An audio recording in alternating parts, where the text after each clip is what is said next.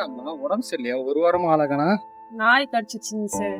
நாயா? பெரிய அளவுல கடிச்சிச்சா? அந்த பல்லு பட்டு ரத்தம் வந்துச்சுங்க சார். அதுக்கேம்மா ஒரு வாரம் இல்ல? எங்க அம்மா அந்த நாயை வந்து பார்த்துக்க சொல்லியிருக்காங்க சார்.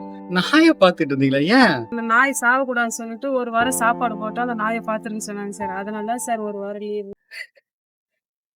அதாவது சாமி, எல்லா டாக்டருமா நாய வந்து சாகாம பாத்துக்க சொல்லல. நீங்க எல்லாத்துக்கும் ஏன்ற கேள்வி கேட்டீங்கன்னா இங்க பெருவாரியான விஷயங்களுக்கு தீர்வு கிடைச்சிடும். நம்ம பெரியவங்க சொல்றாங்க, அவங்க சொல்றாங்க, இவங்க சொல்றாங்கன்னு பல கேள்வி நம்ம ஏன் கேட்க மாட்டோம். ஏன்னு கேட்டு பாருங்களேன். அதனுடைய அர்த்தத்தை கேட்டீங்கன்னா நமக்கே ஆச்சரியமா இருக்கு. நல்லா உள்வாங்கிங்க. நாய் கடிச்சா டாக்டர் சொல்ல வேண்டிய ஒரு வார்த்தை, நாய் சாகுதான்னு பார்த்துட்டு வந்து சொல்லு. நம்ம என்ன மாத்தி புரிஞ்சுக்கிறோம்? நாயை சாகாம பார்த்துக்கிறோம். அது சாப்பாடை வச்சு யாரும் அடிக்காம பார்த்துக்கிறோம். அது கிடையாது. ஏன் அப்படின்னா, ரேபிஸ் வந்த நாய் அதிகபட்சம் ஒரு வாரம் 10 நாள் இறந்து போயிடும். ரேபிஸ் வந்தா அதுக்கு வேற ட்ரீட்மெண்ட். சாதாரண நாய் கடிச்சா அதுக்கு வேற ட்ரீட்மெண்ட்.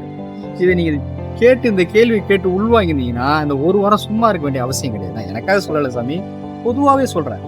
எந்த ஒரு பிரச்சனையும் உங்களுக்கு அந்த இடத்துல புரிதல் இல்லை அப்படின்னா ஏன் தயவு பண்ணி கேளுங்க. எனக்கு ஃபோன் பண்ணி கேட்டுதான் கூட சொல்லியிருப்பேன். சரி, நாய் நல்லா இருக்குல்ல, ஒன்றும் பிரச்சனை இல்லைல்ல? சரிடாமா, ஜாக்கிரதையாரா. ரைட்.